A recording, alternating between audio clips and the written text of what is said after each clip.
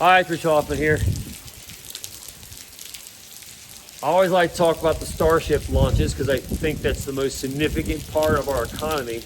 I know a lot of people who watch me, read me, talk to me, they want to know what's coming around the corner. How should they invest in the future? What's the future of politics? What's coming that I don't see yet? And I've been saying it since before Trump was reelected. At the next big frontier on economic activity is going to be space. Space economy is where it's at. That's where all the growth is going to occur. It's a huge growth sector coming. And I say that because, I happen to understand a lot about aerospace. I have, because I have so many interactions, I did have to reactivate my LinkedIn account. And so if you look me up on LinkedIn, I don't like LinkedIn. I don't like its Chinese affiliations, but it is, in my life, it is a business card type thing where people want to know more about me, and I can't possibly answer everybody's questions. So, that's what people use. So I did reactivate the LinkedIn account grudgingly so that people can see a little bit what on that side of my life, what I do. And I am very interested in aerospace and the future of aerospace, and I am heavily invested in aerospace.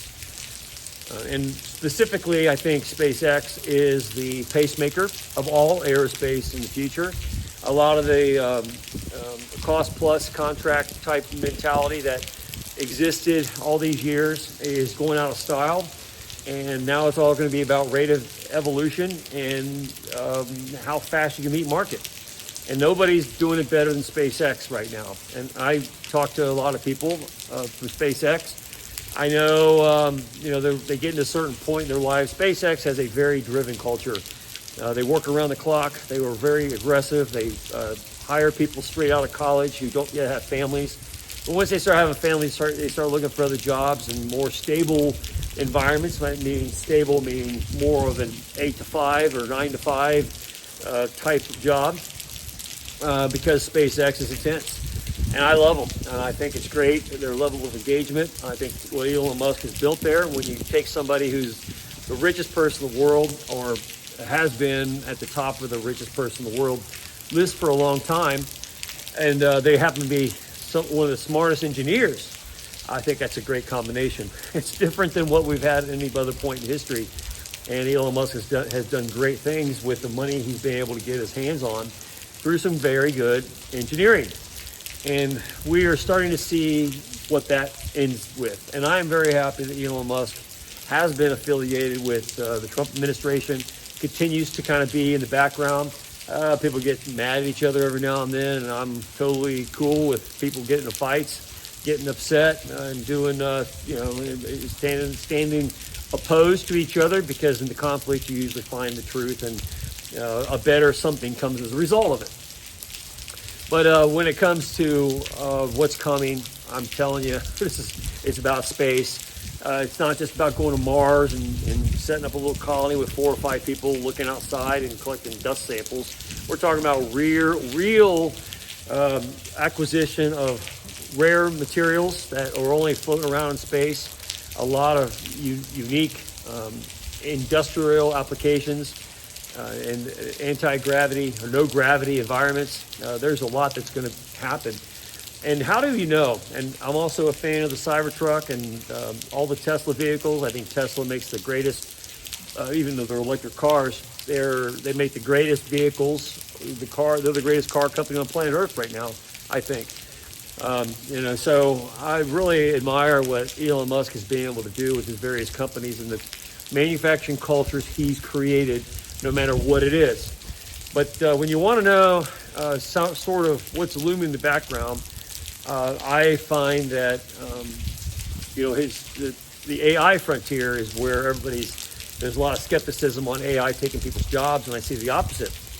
I see AI meeting a need, and robotics in general stepping into a need that is part of that emerging economy.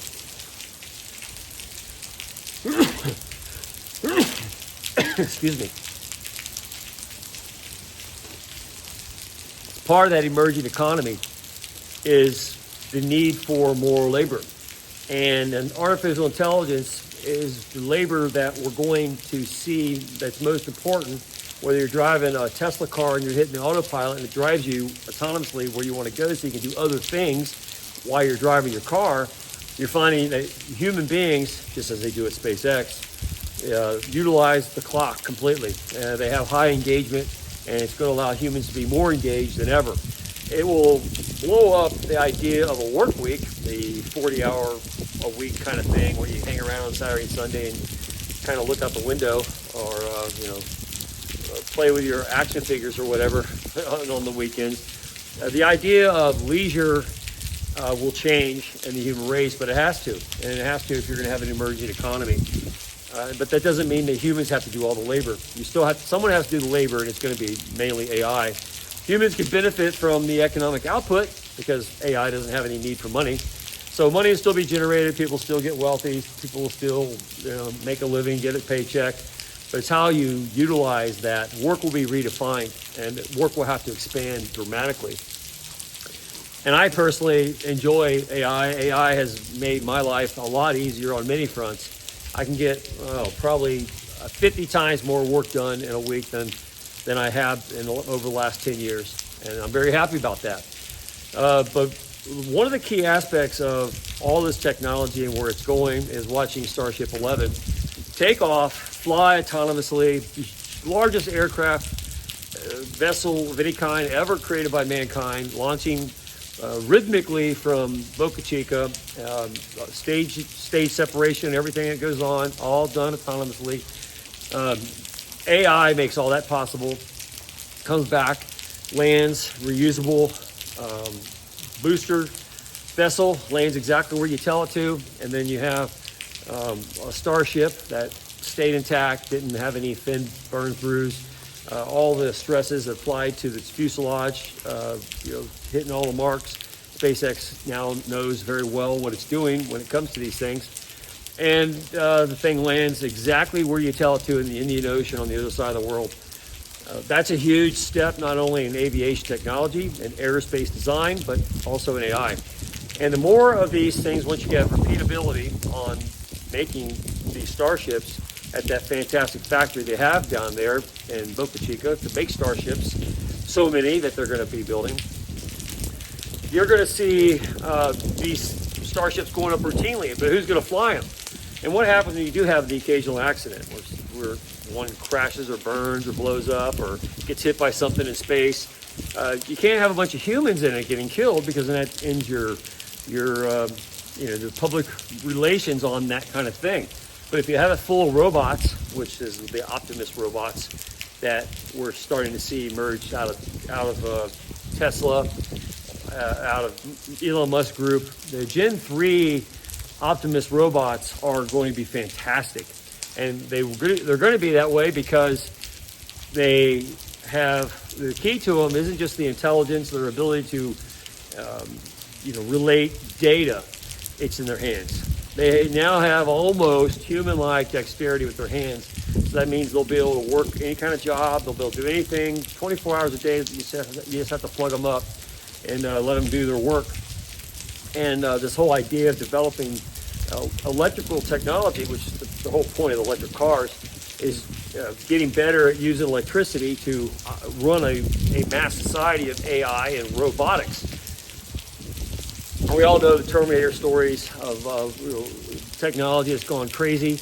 I think we actually are going to see the opposite of it. I think you see essentially an R2-D2 C3PO world where this automation accelerates the rate of innovation and allows humans then to become much more useful and much more productive and using much more of the clock than they did as a biological machine. The Starship landing, successful Starship 11 launch, was critical because it showed that you can do this thing repeatably, very little errors, and you can get pinpoint accuracy. And then once you start populating these starships with these Optimus robots, now they can go to Mars and they can build societies, they can build cities. If you have many thousands of them, They'll be working around the clock. If you've developed battery technology where you can acquire energy from the sun or from nuclear fission, you can essentially be working to build cities around the clock. And when humans do want to go to Mars, they get in a starship, they go to Mars with all the Optimus robots, and you show up and you have a totally different, you have a comfortable world to live in right there on Mars or the moon or any other moon within our solar system or outside the solar system. We are talking about a complete change in the way we see work and the way we function as human beings. It all centers around taking intelligence and making it not limited to biological mechanisms. But the biological mechanisms, humans then benefit from it. Now, there's a lot of ethical things that we have to solve as far as our role in all of existence and what does AI do, what does all this artificial intelligence do for our relationship to eternal existence. Those are lots of philosophic debates that we're going to have.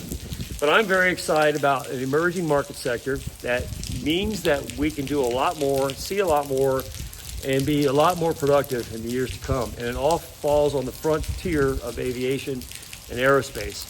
And that's why I like the aerospace field. And that's why I attach myself to it. I see lots of exciting things happening along it. I'm not so excited about cost plus traditional structures that traditionally define that industry. I'm excited about the future. Occupy Mars and occupy all kinds of other planets, extending the workday and with ability to do more productive work. I look at what they've done at SpaceX and the round-the-clock work they do there and how engaged all their workers are. Until they decide to start having families and want to come home and take their kids to soccer practice, they work lots of long hours. They get a lot done. They're very passionate about their achievements, and it shows in the product. And it doesn't matter if it's Tesla. It doesn't matter if it's the Optimus robots. It doesn't matter if it's going to be the Hyperloop that they want to build underneath Russia to Alaska, which is, I think that's a great idea. I propose that we have a Hyperloop right here in Butler County, Ohio. That's where the future is. That's where the new market sectors are emerging. And it's not like protesting that's ever going to happen by sandbagging the path to get there is going to help anybody. It's going to happen rapidly. It's going to happen fast under Trump's administration because he's going to be fully supportive of it. And Elon Musk has built the infrastructure for the last 20 years for it to just unleash, and it's going to really take off between 2026 and 2030. A lot is going to happen. Markets are going to completely change. Our assumptions about investment will completely be turned in a different direction, and it's going to center around AI and the amount of work that AI can do and how much more productive output you can have in your economy, which is the key to economic measures. And that's why we're going to have explosive economic growth and by trillions of dollars, suddenly infusing everybody's opportunities, and it's going to be emerging into space. You only can get so much on this globe of Earth, and you can only sell each other condos and cars so many times before you and sell people new restaurants or new ways to make a hamburger. To really truly have an expansion in the economy, you have to come up with new things, and the new things are outside the planet, and they're out there for us to go and have great adventures and explore. And Optimus robots are going to be the key to doing that. It's going to be it's not to replace humans; it's to accentuate humans. Much more like Star Wars than 2001: Space Odyssey, I think, or Terminator. I think that's the science fiction premise that we have best to build on, and that's how we're going to develop our relationship. And to kind of say a little bit about Optimus, I know people are hesitant on it, but the Grok, the AI system that is attached to X, I found has been a great, almost like a assistant for me in my life. I talk to Grok a lot. Knows a lot, it's able to scan a lot. It's just having an employee that's always there to answer a question that you have or look something up that you don't have time to do yourself. And I find it's extremely good. It's much different than Alexa or some of these other programs that we've heard in the past. Grok is actually articulate, almost human intelligent, in that it can pick up on your tone of voice and speak to you almost like another human being. And that kind of technology is building these Optimus robots. And Optimus is going to be, once they have dexterity, very similar to humans, and they can pick up stuff with their hands and operate almost like a human being can. And then they have the Grok AI buildup that they've learned through the acquisition of X, and that rolls into a useful economic counterpart. Only good things are going to come of that through economic expansion. So when we talk about all the same pencils and pens have been sold to each other, and there's only so much limited marketability you can get, and that's all these different groups clamoring for Marxism and communism as a means of control and production. The human race is moving away from that rapidly because controlling the means of production by a bunch of misfit toys that insist on a 40-hour work week and all these government holidays off, Labor Day being one of them, doesn't give the human race what it's looking for. We rather, if you want to go have lunch with your family, you need to have 4 or 5 robots doing productive work that advance the economy while you're off doing something fun. And that's what I find. I see the traces of it coming out of Grok, the Elon Musk AI program that's evolved out of X. I see it in the Tesla cars. I see it certainly in the Starship flights and how aviation, aerospace is moving in that direction. It's all out there, folks. It's all going to be outside the atmosphere of the Earth is where all the new growth is going to be. And then to be able to get there, it doesn't mean you have to go. It doesn't mean human beings have to go. It means Optimus robots that have been trained by Grok and other key components of AI technology are going to be able to be almost human-like, and they're going to fly these great starships all over our solar system and soon outside the solar system, using Starship's mass manufacturability to get out in space in droves. And it won't be humans so much. Humans can go if they want, but it's going to be AI that carries that next frontier where we want it to go. And if you want to sit on a beach and sip a latte while your robots are out there doing all that great work and expand the economy in great ways, we're redefining work in massive ways, not by going backwards and putting less work hours into expansion of economic output. We're going to be applying massive amounts of new hours, which is going to outrageously expand economic means, because the labor needs to be done. It will be expanded. It won't be limited on Marxist assumptions or the limits of human capacity, or defining a work week by 40 hours, 80 hours, or 120 hours. It would be defined by how much labor can you apply based on AI and manufacturing physical assets to actually go perform the task. And from there, occupying Mars will be pretty easy to do. But it doesn't necessarily mean you have to grow a bunch of humans to do it. You just have to make more Optimus robots programmed by AI technology, utilized by Grok, learning from X all the different sentiments of the human race so it can learn and be the best of everything that we have in our minds, that it can then ascertain and apply to productive output. And then you have a means in aerospace technology of actually leaving your planet and going to other places and doing great things in other places on a mass scale. I'm excited about it. I think there's a lot that everybody should be extremely encouraged by on those frontiers. It's going to be a little scary because it's different than what we've experienced in the past, but that's okay. Being a little scary isn't bad. Overcome your fear, embrace the new technology, make it work for you, and let's have a great life. I think on Elon Musk front, the MAGA front, all those elements are coming together in a wonderful way, and AI is going to serve us more than it hinders us, and we're going to find better lives for ourselves, our biological selves, than we've ever had before. But that doesn't mean we're going to be doing less work. We're going to be doing extremely large amounts of work, and it's going to be around the clock, 7 days a week, and not just localized regions, but all over the solar system. And that's fun to think about. I can't wait to see it. And very encouraged by Starship's latest success, Starship 11.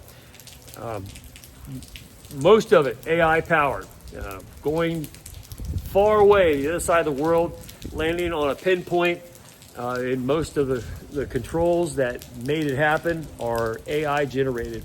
And the more that is successful, we'll be able to repeat that across many hundreds, thousands of starships, leaving the Earth many times a day and being occupied by Optimus robots that will go build cities on other planets so that we'll have a nice, comfortable bed when we decide to arrive. And we'll have an internet to watch TV on Mars and talk to our loved ones here on Earth. And robots and AI and aerospace technology will make it possible in ways that were never previously thought of before. So when everyone's asking, what's the next thing?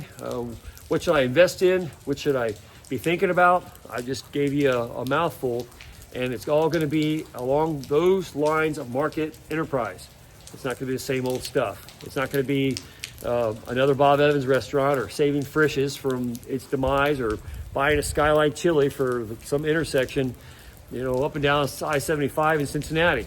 It's going to be Optimus robots. It's going to be AI technology that powers them. It's going to be Starship. It's going to be new hotels on the moon and Mars built by Optimus robots. And it's going to happen rapidly, very rapidly. And so if you want to get in on it, the time to get on it is early because it's going to happen often. And by the time people see it for what it really is, the investment window will close up and everybody will have a chance to benefit from it. But the big gains are going to be early on. And if you want to get in on that, now's the time to do it because it's going to be very exciting. All right, Rich Hoffman here. Share, subscribe, make tomorrow a better day. If you haven't read my book, The Gunfighter's Guide to Business, I think you'll love it. Anyway, have a good day. See you later.